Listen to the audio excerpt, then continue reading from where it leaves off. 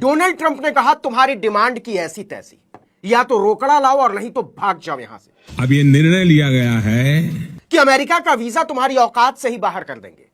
मोदी के विश्व गुरु होने की सारी डपोर शंखियों को तिलंगी बना दिया है अमेरिका ने।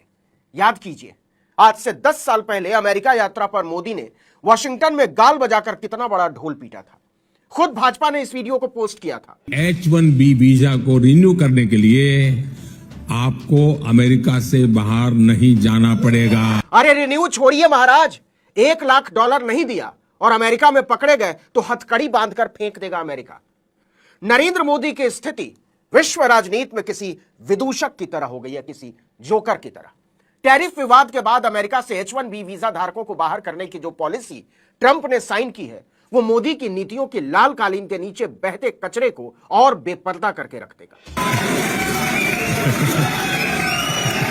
भाड़े के लोगों से ताली पिटवाने की भूख और उस पर मगन होने की लालसा में नरेंद्र मोदी ने भारत जैसे स्वाभिमानी देश की स्थिति इतनी दयनीय कर दी है कि ट्रंप जैसा लफंगा भी उसे लताड़ कर चल दे रहा है। और भारत का चुप्पा प्रधान घड़ियाली आंसू रोता रहता कि देखो मेरी मां को गाली दे दी। भारत माता के बदन से जो कपड़े उतरते जा रहे हैं, यह मोदी को दिखाई नहीं देता। सोचिए कि टैरिफ से अभी तक भारत को $35 बिलियन का झटका लगा, $35 अरब। और अब अमेरिका की आईटी कंपनियों ने मेल करके बोल दिया कि जो जहां है 24 घंटे में अमेरिका लौट आओ, वरना कभी लौट नहीं पाओगे। भारत के हवाई अड्डों पर भगदड़ मची हुई है। H1B वीजा धारक किसी भी फ्लाइट से कितनी भी कीमत देकर बस अमेरिका पहुंच जाना चाहता है। बिके हुए टीवी चैनलों और अखबारों के पालतू लठैत संपादक, एंकर, पत्रकार जनता को बता रहे हैं कि इससे भारत का फायदा है, परेशान होने की जरूरत नहीं है। टैलेंट आएंगे, टैलेंट। यहां के टैलेंट पर लाठियां बरसाने वाली पुलिस से नजरें फेर लेने वाले चैनलों के जालिम संपादकों को शर्म नहीं आती कि कह रहे हो टैरिफ से भारत का फायदा है। अमेरिका में H1B वीजा पर नौकरी कर रहे भारतीयों की संख्या लगभग 5 लाख है। उनकी औसतन सालाना आय $55,000 यानी लगभग 48 लाख रुपए सालाना है। एक अनुमान के मुताबिक इनमें से आधे से ज्यादा को भागना पड़ेगा, क्योंकि जिस स्किल मार्केट में वो खपे हैं उसे अति उच्च कुशलता का मानने से इनकार कर दिया है डोनाल्ड ट्रंप ने। अगर 2-2.5 लाख भारतीय भी यहां आ गए तो उन्हें देने के लिए मोदी सत्ता के पास नौकरी या काम नहीं है। भारत में तमाम बड़ी आईटी कंपनियों ने 36,000 से ज्यादा नौकरियों की कटौती की है। छोटे मोटे रोजगार धंधे छोड़ दीजिए। मोदी की हिम्मत नहीं हो रही है कि वह ट्रंप की आंख में आंख डालकर कह सके आप हमारे देश के टैलेंट के साथ इतना भद्दा खिलवाड़ नहीं कर सकते हैं। जो लोग भी H1B वीजा पर अमेरिका गए हैं उनमें से हजारों डॉक्टर हैं, इंजीनियर हैं, प्रोफेसर, MBA, चार्टर्ड अकाउंटेंट, वकील, आईटी सेक्टर के लोग हैं। अब उन्हें नौकरी देने वालों को 100 गुना ज्यादा यानी $1 लाख की वीजा फीस भरनी होगी। $1 लाख मतलब 88 लाख रुपए लगभग। अब सोचने की बात यह है कि जब H1B वीजा धारकों की औसत आय ही $55,000 है, वहां कोई भी नौकरी देने वाला $1 लाख की वीजा फीस देगा क्यों? तो उन्हें मजबूरी में अमेरिका से भागना होगा। और भारत में रोजगार है नहीं। मोदी ने पिछले 11 साल में कुछ और किया हो या ना किया हो, देश को नौजवानों के नर्क में जरूर तब्दील कर दिया है।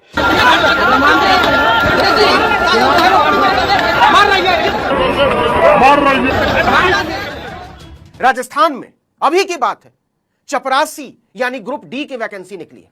दुनिया के किसी भी इतिहास में यह चपरासी यानी सफाई करने वालों, पानी पिलाने वालों, खाना गर्म करने, फाइल इधर से उधर करने, साहब लोगों की खिदमत करने के काम की सबसे बड़ी वैकेंसी है। 23,749 पद। और सुनिए, इन 23,749 पदों के लिए 25 लाख नौजवानों ने आवेदन किया है। मतलब चपरासी की एक कुर्सी के लिए, चपरासी तो कुर्सी पर बैठते नहीं, लेकिन एक चपरासी के लिए 86 लड़के लड़कियां लाइन में खड़े हैं। लेकिन खबर यह भी नहीं है, खबर यह है कि इन 25 लाख आवेदकों में से 75 से लेकर 90% उम्मीदवार MA, MBA, MCA, MSc, BTech और यहां तक कि PhD हैं। सैकड़ों ऐसे हैं जो IAS, PCS की तैयारी कर रहे हैं और चपरासी बनने के लिए भी लाइन में खड़े हैं। और योग्यता रखी गई है 8वीं पास। यह है मोदी का न्यू इंडिया। क्या हाल किया है प्रशासन हम लोगों के साथ आए।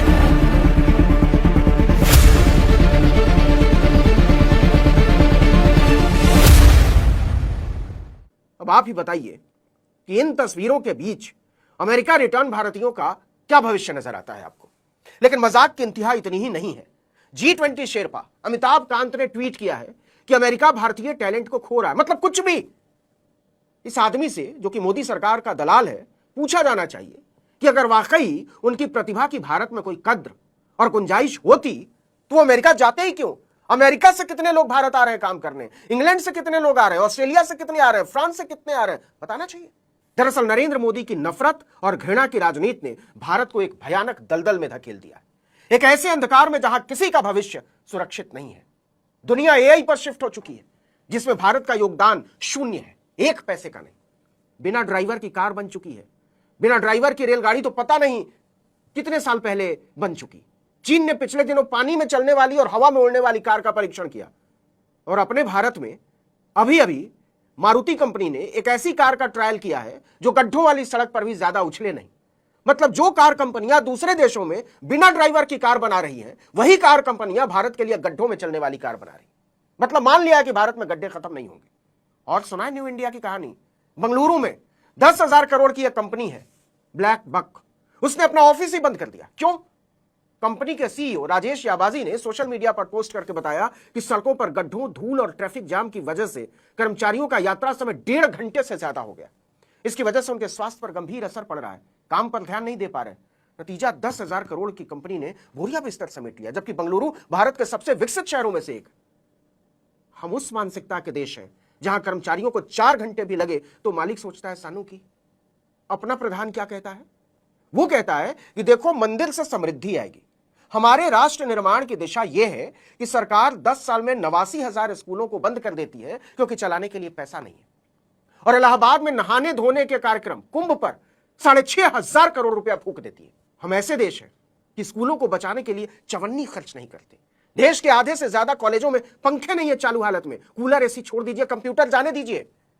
लेकिन जब अयोध्या में राम मंदिर का ऐलान होता है तो 3,500 करोड़ रुपया महीने भर में लुटा देते हैं। जिस देश का प्रधानमंत्री खुद धीरेन्द्र शास्त्री जैसे लंपटों पर फिदा रहता है, मुख्यमंत्री उसके पैरों में गिरे रहते हो, रामभद्राचार्य और अनिरुद्धाचार्य जैसे नफरती जिस देश में आइकॉन बने फिरते हो, वहां कौन पूछता है कि भरी जवानी में चश्मा लगाकर ढिबरी में पढ़ते मुल्क के नौजवानों का भविष्य क्या होगा? शर्म आती है कि हमारे बच्चे चपरासी और क्लर्क बनने के लिए पीठ पर लाठियां खा रहे हैं और मुल्क का प्रधान, सूबे का मुखिया उनकी